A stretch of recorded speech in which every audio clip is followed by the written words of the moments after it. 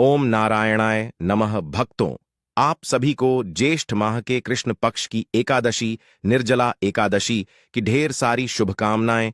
भक्तों, स्वागत है आपका। आज इस वीडियो में हम बात करेंगे आने वाली एकादशी की। आने वाली जो एकादशी है ना, निर्जला एकादशी का व्रत महिलाएं बिना जल ग्रहण किए हुए निर्जला व्रत रखती हैं। ज्येष्ठ माह की निर्जला एकादशी इस महीने में कब है? 6 या 7 जून। पूजा का शुभ मुहूर्त क्या रहेगा? पूजा कैसे करना है? कौन से मंत्र हैं जिनका हमें जप करना है? व्रत में क्या खाना है, क्या नहीं खाना है?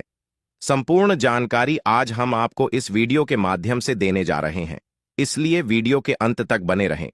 ज्येष्ठ महीने के निर्जला एकादशी, इसे पूर्ण जन्म के पापों से मुक्ति पाने के लिए, यूं कहे कि मोक्ष की प्राप्ति करने के लिए निर्जला होकर महिलाएं निर्जला एकादशी का व्रत रखती हैं।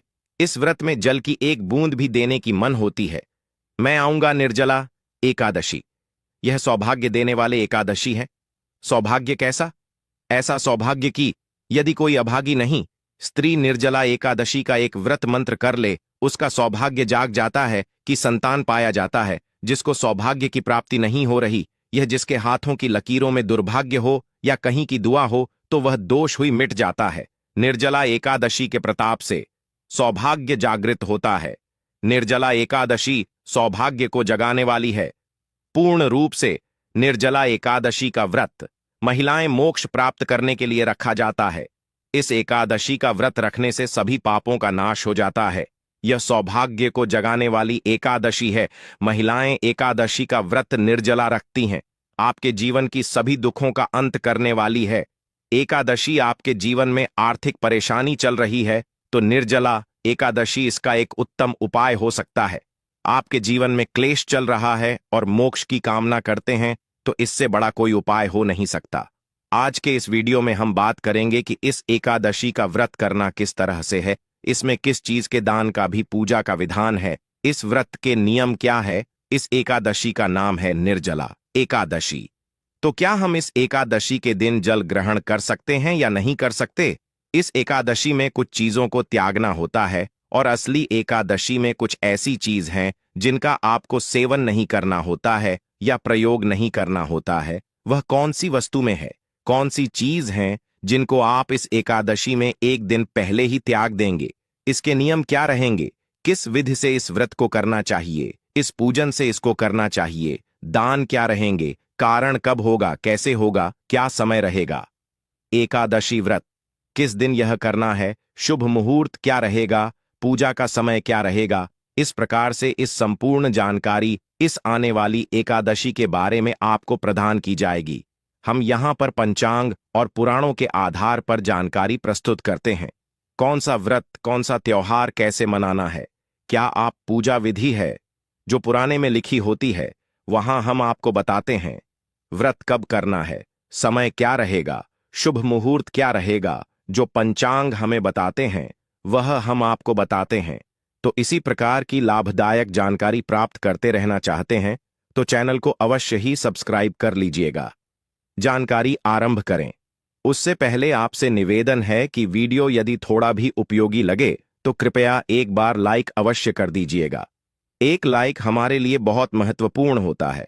अपनी मनोकामना पूर्ति के लिए, अपने व्रत की सफलता के लिए कमेंट बॉक्स में अवश्य लिखिएगा ओम नारायण नमः।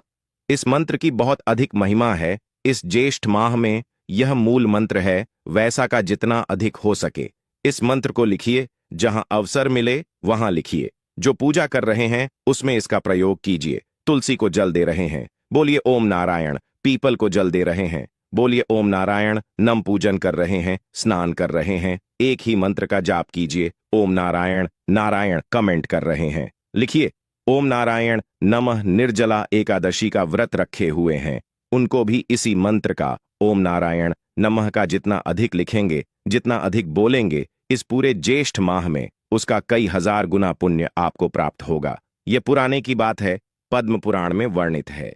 तो चलिए भक्तों, जानकारी आरंभ करते हैं। बात करते हैं आने वाले एकादशी के बारे में। प्रथम अर्थात कृष्ण पक्ष की एकादशी होगी और इसका नाम होगा निर्जला एकादशी, जो आपके जीवन का दुर्भाग्य मिटा सकती है। किसी एकादशी के बारे में जो पुराने में वर्णन मिलता है ना, वह यही मिलता है कि यह एक एकादशी वहां एकादशी है जो इस दुनिया में सर्वाधिक पुण्य देने वाली है। किस प्रकार से पुराणों में सबसे बड़ा दान क्या है, कन्यादान, और अन्य दान से बड़ा कोई भी दान पुराणों में नहीं बताया गया है। हमारे सनातन धर्म हिंदू धर्म की बात करें तो सबसे बड़ा दान अनुदान है। इससे देवता, मनुष्य और पितृ तीनों को रोड तृप्त और प्रसन्न किया जा सकता है। इसीलिए इसको महादान और सबसे बड़ा दान कहते हैं। यह होता है कन्यादान। आप जानते हैं, एकादशी का एक व्रत करने से आपको 1000 कन्यादान करने का फल प्राप्त होता है। जितना अनुदान और कन्यादान दोनों को मिलाकर फल आपको प्राप्त होगा, उतना केवल एक वर्ष में। एकादशी आपको कहूंगा कि एकादशी को दिन खोलकर कीजिए, भगवान का पूजन कीजिए, विधि से पूजन कीजिए, विधि से कथा श्रवण करिए और विधि से व्रत कीजिए। यह व्रत आपके इस जीवन के संकट को तो दूर करेगा ही, परलोक को भी सुधरेगा। यह वह व्रत नहीं है कि केवल परलोक में आपका काम आएगा, नहीं, यह इस लोक में भी काम आएगा। अर्थात यदि आप विधि विधान से करते हैं तो आपका सौभाग्य जागृत होगा। आपके जीवन में जो भी परेशानियां चल रही होंगी, चाहे वह आर्थिक परेशानी चल रही है, चाहे वह शारीरिक परेशानी चल रही है, मानसिक परेशानी, ग्रह क्लेश चल रहा है, किसी से लड़ाई झगड़ा चल रहा है, या काम ठीक से नहीं चल रहा है, व्यापार, नौकरी आदि की परेशानी है, जो भी जीवन में परेशानी है ना, उसका हाल यह निर्जला एकादशी को विधि से कीजिएगा, विधान से कीजिएगा, नियम से कीजिएगा। इसके नियम अन्य निर्जला एकादशियों से थोड़े अलग है। अर्जुन, नियम आपको बताए जाएंगे। वह ऐसा नहीं है कि मैं अपने आप कुछ बता दूंगा, जो लिखा है पुराणों में वही आपको मैं आप बताने जा रहा हूं। आप बात करते हैं कि इस निर्जला एकादशी का पूजन अपने कैसे करना है, साथ ही इस एकादशी के नियम क्या रहेंगे, और साथ बताएंगे कि इसका कर्तव्य करना कब है। निर्जला एकादशी को व्रत जो भी करने वाले हैं उन्हें दशमी तिथि से त्याग कर देना चाहिए। कुछ ऐसे कार्य हैं जो नहीं करना चाहिए, जैसे कांसे के बर्तन में भोजन करना। यह आप दशमी तिथि को ही, अर्थात व्रत के एक दिन पहले ही बंद कर देंगे। व्रत के एक दिन पहले से आपको कांसे के बर्तन में भोजन नहीं करना चाहिए। मांस वगैरह आदि का सेवन तो आप सभी जानते नहीं करना चाहिए। मसूर की दाल नहीं खाने चाहिए, चने की दाल नहीं खानी चाहिए, आंख हरी सब्जियां नहीं खानी चाहिए, गोंडा का साग जो आता है, चना का साग नहीं खाना है, गोंडा का साग नहीं खाना है, मधु अर्थात शहर प्रयोग नहीं करना है। अब आप कहेंगे, पंडित जी, शहर अगर प्रयोग नहीं करना है तो पंचामृत कैसे बनाएंगे? पंचामृत में आप शहर के स्थान पर गंगा जल मिला दीजिएगा। दूसरे का अन्य आपको दशमी तिथि को ही त्याग कर देना है। एकादशी पर आपको दूसरे का अन्य नहीं खाना है। एक दिन पहले भी दशमी तिथि को दूसरी बार भोजन भी नहीं करना है। दशमी तिथि को ही भोजन भी एक ही समय करना है। दोपहर के बाद अन्य ग्रहण नहीं करना है, और स्त्री प्रसंग अर्थात ब्रह्मचर्य का पालन भी आप एक दिन पहले ही आरंभ कर देंगे कि वह नियम है जिनका पालन आपको अवश्य रूप से इस आने वाली निर्जला एकादशी के व्रत में करना चाहिए।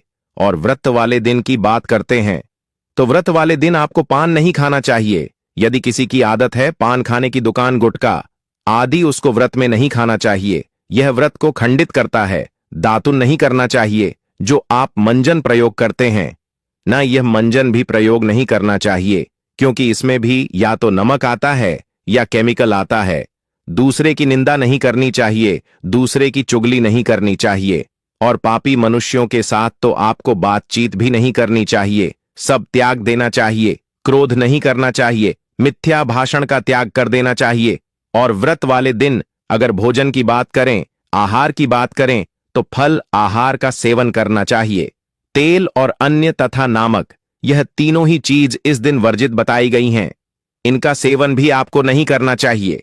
यह वह वस्तुएं हैं जिनका आपको निर्जला एकादशी व्रत पर त्याग करना है, अर्थात में का प्रयोग और बंद कर देना है दशमी तिथि से। और जो एकादशी वाली चीज है कि एकादशी को क्या नहीं खाना है, वह हमने आपको बताइए कि इसका व्रत पूजन कैसे करेंगे। तो एकादशी के व्रत वाले दिन वृद्ध को सूर्य उदय से पहले अवश्य उठ जाना चाहिए। वहां चल रहा है, वैसे तो संभव हो स्नान कीजिए, क्योंकि ज्येष्ठ स्नान की महिमा बड़ी अद्भुत है। साहब, स्नान की महिमा इतनी अधिक है कि इसका जो पुण्य है ना, वह कार्तिक स्नान से भी 1000 गुना अधिक है। और उसको ज्यादातर लोग जानते नहीं हैं। और इसका कारण भी भगवान श्री हरि विष्णु का एक श्राप है कि यह कहे कि भगवान श्री हरि विष्णु का एक वचन है जो उन्होंने यमराज को दिया था कि महिमा इसका पुण्य सभी मासूम में सर्वोत्तम है। यदि आप कार्तिक स्नान को या कार्तिक मास को सबसे उत्तम समझते हैं तो यह आपकी भूल होगी। एक बार उसे वीडियो को सुनिएगा जिसमें हमने पद्म पुराण से पूरा विवरण निकाल कर ले आपके लिए कि किस प्रकार से भगवान विष्णु स्वयं इस मानस के बारे में वर्णन कर रहे हैं और क्यों इस मास की जो महिमा अर्थात इसकी जो जानकारी है लोगों के बीच में वह कम होती जा रही है। इसका कारण क्या है? कलयुग में इस मास के बारे में अधिकतम लोग जानते नहीं हैं। इसकी महिमा इसके महत्व को नहीं जान पा रहे हैं। इसका कारण क्या है? यह उसे वीडियो से झांत होगा, परंतु यदि आपने इस वीडियो के माध्यम से इसकी महिमा को समझ लिया तो आप छोड़ ही नहीं पाएंगे। इस ज्येष्ठ मास में स्नान दान होने के कार्य करना कितना अधिक पुण्य है साहब। वर्णन आता है कि यमराज स्वयं भयभीत हो गए। ज्येष्ठ मास के पुण्य को जब पृथ्वी वालों ने प्राप्त करना शुरू किया था, उनका पूरा नरक रोग खाली हो गया, यमलोक खाली हो गया। यमदूतों को कोई मिलता नहीं था क्योंकि सब ज्येष्ठ स्नान करके अपने पाप धो लेते थे। तब वह रोते हुए पहुंचे विष्णु भगवान के पास के, प्रभु आपने यह क्या मानस बनाया है? यह तो 7 पीढ़ी के जो पुराने जीव मेरे यहां नर्क में पड़े थे उनके साथ में पीढ़ी में आकर स्नान कर लिया। आपका पैसा आपका, और वह वहां से तृप्त हो गए। मेरा तो काम ही बंद हो गया। बाद ही रोचक प्रसंग है, इसको अवश्य सुनिएगा। तो एकादशी वाले दिन आपको सूर्योदय उठाना है। उठने के बाद स्नान आदि करके अपनी पूजा स्थल के साथ सफाई कीजिए और पूजा स्थल पर सामग्री एकत्र करके आसन लगाकर बैठ जाइए। बात आती है कि सामग्री में हमें क्या क्या चाहिएगा, तो सामग्री नोट कर लीजिए। सामग्री में आपके पास होने चाहिए भगवान श्री हरि विष्णु की कोई प्रतिमा या तस्वीर, माधव रूप की अगर तस्वीर आपके पास हो, प्रतिमा हो तो बहुत उत्तम रहेगा, क्योंकि वह साथ में दोनों ही एकादशियों पर आपको भगवान के माधव स्वरूप का पूजन करना चाहिए। एक चौकी पीला वस्त्र, रोली मोली पान सुपारी लौंग इलायची, धूप में पुष्प की माला, खुले पुष्प चित्र जानू तांबे का एक लोटा, यह सामग्री आपको आवश्यक होगी। साथ ही पंचामृत बनाने के लिए कच्चा दूध, दही, घी, शहद और शक्कर, यह 5 चीज पंचामृत बनाने के लिए। क्योंकि एकादशी व्रत है, इसमें शहद प्रयोग नहीं होगा, तो उसके स्थान पर गंगाजल की सारी वस्तुएं आप एकत्र कर लीजिए। सामग्री एकत्र कर लीजिए। तांबे का लोटा लीजिए, उसे बच्चों से मांझी और उसमें पहले गंगाजल भरिए, फिर उसमें शुद्ध जल भर लीजिए। आसन लगाकर बैठ जाइए और पूजन आरंभ कीजिए। एक पुष्प से सभी सामग्री पर और स्थान पर पहले चींटी दीजिए। इसका लाभ यह होगा कि इससे जो स्थान है, जो सामग्री है, वह सभी पवित्र हो। जल के चित्ते दीजिएगा। हम मंत्र पढ़ते हैं, ओम पवित्र हो, पवित्र एवं सर्वन व्यास, मेरे तो कुंडली कक्षा ही हो। इस प्रकार से अपने पवित्रीकरण किया है, शुद्धिकरण किया है। भगवान को विराजमान करेंगे।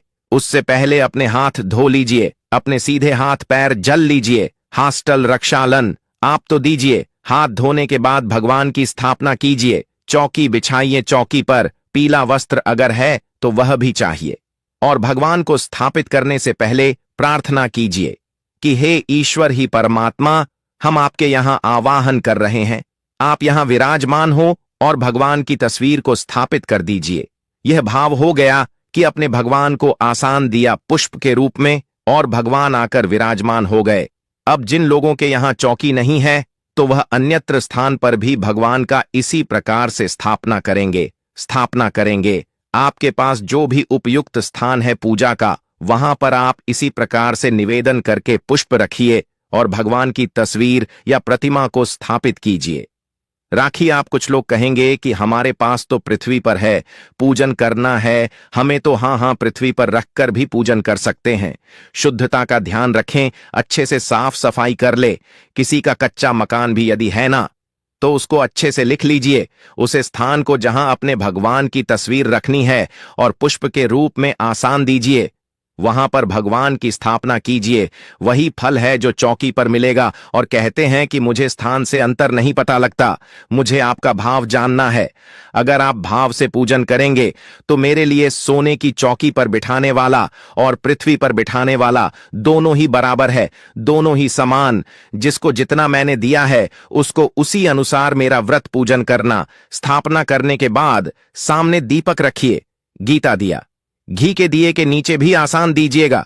दीपक को कभी पृथ्वी पर नहीं रखते हैं या कहीं भी सीधा नहीं रखते हैं, आसान देते हैं। और धूप रखिएगा। अब आपको दीपक को प्रचलित कर लीजिए, धूप को प्रचलित कर लीजिए और संकल्प कीजिए। व्रत करने का संकल्प करने के लिए अपने सीधे हाथ में जल लीजिए। 1 रुपये का सिक्का दक्षिण के रूप में काम से कम रखिए और 3 बार बोलिए, ओम श्री विष्णु, ओम श्री विष्णु, ओम श्री विष्णु। अपना नाम, अपना गोत्र, जिस स्थान पर बैठकर आप संकल्प कर रहे हैं वहां का मकान नंबर, क्षेत्र का नाम, शहर का नाम, वैशाख माह से कृष्णा पक्षी, एकादशी, आयाम, पुण्यतिथि, आयु, आरो के पिता प्राप्त है। सौभाग्य प्राप्त, प्यार था, यह सुख संपत्ति प्राप्त है। एकादशी व्रत पूजन संकल्पम, संकट से विष्णु शरण, शरण प्रताप। और वह संकल्प भगवान के चरणों में अर्पित कर दीजिए, हाथ जोड़कर नमस्कार कीजिए। अब आप भगवान का पूजन आरंभ करेंगे। पूजन करने के लिए भगवान के सामने एक पत्र रख दीजिए, कटोरी रख दीजिए या कोई अन्य पत्र जिसमें आप पूजा की सामग्री अर्पित करेंगे। भगवान को पहले पद आर्ग अजमानी कराया जाएगा। चल रहा है तो उसी के अनुसार मित्रों का प्रयोग करना है।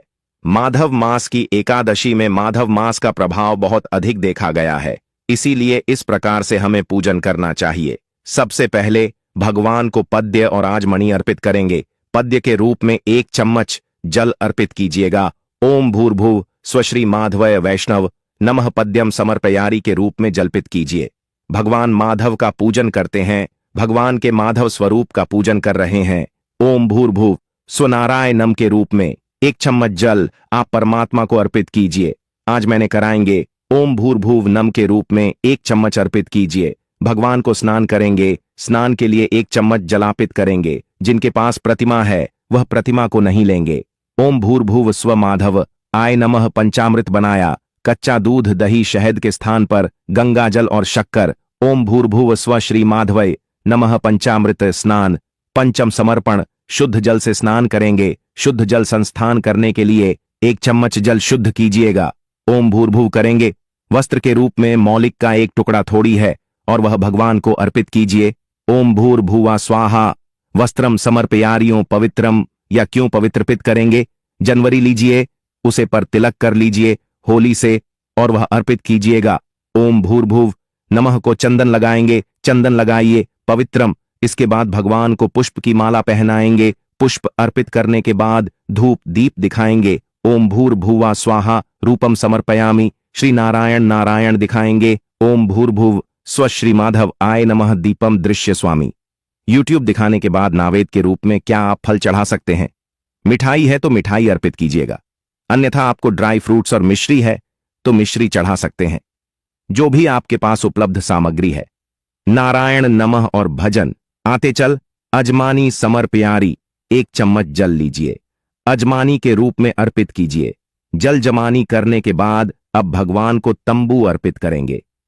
तांबुल पान का पत्ता लीजिए, उसमें 2 लौंग, 2 इलायची, 1 सुपारी रखिए और वह अर्पित कीजिएगा। ओम भूर्भुव स्वनारायण नमः अर्पित करने के बाद दक्षिण अर्पित कीजिए। भगवान को प्रेम से ओम भूर्भुव स्वनारायण नमः शिवाय ओम समर्पयारी शुभ दक्षिण अर्पित कीजिए। दक्षिण अर्पित करने के बाद हाथ जोड़कर भगवान को नमस्कार कीजिए। भगवान से प्रार्थना कीजिए कि यह परमेश्वर, आज के दिन हमने आपका यह एकादशी का पूजन किया है, हम व्रत कर रहे हैं, इस पूजन को आप स्वीकार करें और इस व्रत को हम अच्छे से कर पाए, इतनी हमें शक्ति प्रदान करें।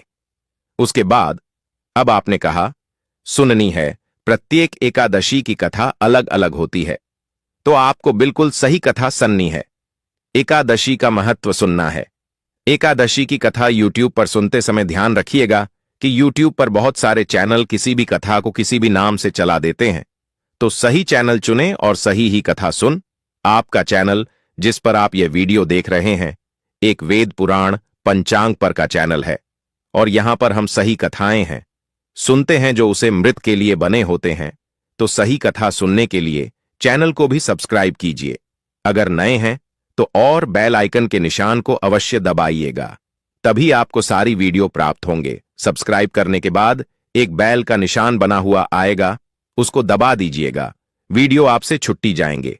साथ में विष्णु सहस्त्रनाम आपको सुनना चाहिए कथा, विष्णु सहस्त्रनाम और नारायण कवच, और यह तीनों ही चीज हम प्रत्येक एकादशी पर अपलोड करते हैं। इसका लाभ लीजिएगा, फिर भगवान की आरती कीजिएगा और नियमों के अनुसार दिन को व्यतीत कीजिएगा। नियम हमने आपको बताए हैं कि दिन में आपको व्रत वाले दिन सोना नहीं चाहिए। पारण वाले दिन आपको सूर्योदय से पहले उठ जाना चाहिए। उठने के बाद स्नान आदि करके स्वच्छ वस्त्र धारण करके पारण की पूजा करेंगे। पारण की पूजा करने के बाद आप पुष्पांजलि करेंगे, जो कि क्षमा प्रार्थना होती है। किसी भी व्रत पूजन के लिए सफलता के लिए बहुत आवश्यक होती है। वह पुष्पांजलि और क्षमा प्रार्थना करेंगे। भगवान को पारण का भोग लगाएंगे, ब्राह्मण को दान आदि देंगे और उसके बाद व्रत का पालन करेंगे। वीडियो में बताते भी हैं, तो उसको आप अवश्य देखिएगा। यहां आपको बता दें कि अब आपको व्रत करना कब है और पारण करना कब है। निर्जला एकादशी तिथि जो है ना, यह आरंभ हो रही है 6 जून को। निर्जला एकादशी 2025 का व्रत अत्यंत पुण्यदायक और विशेष महत्व रखता है। इस वर्ष यह व्रत 6 जून शुक्रवार और 7 जून शनिवार को मनाया जाएगा, जो कि स्मार्त और वैष्णव परंपराओं के अनुसार अलग अलग तिथियों पर पड़ता है। निर्जला एकादशी 2025 की तिथि और समय एकादशी तिथि प्रारंभ 6 जून 2025 शुक्रवार को प्रातः 2:15 पर एकादशी तिथि समाप्त। 7 जून 2025 शनिवार को प्रातः 4:47 बजे व्रत रखने की तिथि स्मार्त संप्रदाय गृहस्थजन। 6 जून 2025 शुक्रवार वैष्णव संप्रदाय। 7 जून 2025 शनिवार स्मार्त परंपरा में व्रत उस दिन रखा जाता है जब एकादशी तिथि सूर्योदय के समय हो, जबकि वैष्णव परंपरा में व्रत उस दिन रखा जाता है जब एकादशी तिथि का अधिकांश भाग सूर्योदय के बाद हो। व्रत पारण उपवास समाप्ति का समय स्मार्त व्रत पारण 8 जून 2025 शनिवार को दोपहर 1:40 से 4:30 बजे तक वैष्णव व्रत पारण। 9 जून 2025 रविवार को प्रातः 5:23 से 7:17 तक पारण हरिवासर के समाप्त होने के बाद किया जाता है, जो कि 7 जून को प्रातः 11:25 तक समाप्त होगा। अभिजीत मुहूर्त और उसका महत्व। अभिजीत मुहूर्त प्रत्येक दिन का यह मुहूर्त सूर्योदय के लगभग 24 मिनट बाद से लेकर 48 मिनट तक रहता है। यह समय अत्यंत शुभ माना जाता है और किसी भी कार्य के लिए उपयुक्त होता है। निर्जला एकादशी के दिन अभिजीत मुहूर्त में भगवान विष्णु की पूजा अर्चना करने से विशेष फल की प्राप्ति होती है। निर्जला एकादशी व्रत का महत्व। यह व्रत सभी एकादशियों में सबसे कठिन माना जाता है, क्योंकि इसमें जल और अन्न दोनों का त्याग किया जाता है। इस व्रत को रखने से वर्ष भर की सभी एकादशियों का पुण्य प्राप्त होता है। पौराणिक कथा के अनुसार महाभारत के भीमसेन ने इस व्रत को रखा था, इसलिए इसे भीमसेनी एकादशी भी कहा जाता है। इस दिन भगवान विष्णु की पूजा, व्रत, दान और भजन कीर्तन करने से समस्त पापों का नाश होता है और मोक्ष की प्राप्ति होती है। इसमें आप पालन कर लीजिएगा, बहुत ही कल्याणकारी रहेगा। यह जानकारी निर्जला एकादशी के बारे में जानकारी थोड़ी भी अच्छी लगी हो तो कृपया लाइक अवश्य कीजिएगा।